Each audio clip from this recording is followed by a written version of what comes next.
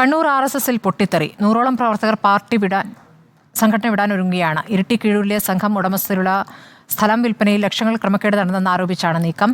സംസ്ഥാന കാര്യവാഹകന് 100 പേർ ഒപ്പിട്ട് പരാതി നൽകി. RSS ഉടമസ്ഥതയിലുള്ള ഇരിട്ടി കീഴൂരിലെ 9.5 സെന്റ് സ്ഥലം വിൽപ്പന നടത്തി ജില്ലാ പ്രചാരക് പ്രമുഖും വിഭാഗ് പ്രചാരകും ചേർന്ന് ലക്ഷങ്ങൾ തട്ടിയെന്നാണ് ആരോപണം. 20 ലക്ഷത്തിന് സ്ഥലം വിൽപ്പന നടത്തുകയും 5 ലക്ഷം രൂപ മാത്രം സംഘത്തിന് നൽകുകയും ചെയ്തു എന്നാണ് പരാതി. ഇത് സംബന്ധിച്ച് 100ഓളം RSS പ്രവർത്തകർ ഒപ്പിട്ട് താലൂക്ക്, ജില്ലാ, സംസ്ഥാന കാര്യവാഹകർക്ക് പരാതി നൽകുകയും ചെയ്തിരുന്നു. നടപടി വൈകിയതോടെയാണ് RSSൽ ആഭ്യന്തര കലഹം രൂക്ഷമായത്. സംസ്ഥാന കാര്യവാഹകന്റെ വീടിന് മുന്നിലും വിഭാഗ് കാര്യാലയത്തിന് സമീപത്തും പോസ്റ്ററുകൾ പ്രത്യക്ഷപ്പെട്ടു. തലശ്ശേരി ജില്ലാ കാര്യാലയത്തിന് സമീപത്തും പോസ്റ്ററുകൾ പതിച്ചിട്ടുണ്ട്.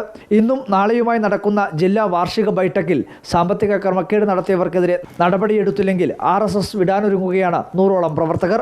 ആഭ്യന്തര കലഹം സമവായത്തിലൂടെ പരിഹരിക്കാനാണ് നേതൃത്വം ശ്രമിക്കുന്നത്. സമവായമില്ല, നടപടി വേണമെന്ന ശക്തമായ നിലപാടിലാണ് വിമത വിഭാഗം. സമവായമായാലും നടപടിയായാലും സംഘടനയ്ക്കകത്ത് പൊട്ടിത്തെറി ഉറപ്പാണ്. Reporter Arjun Kalliad, in reporter, Kannur.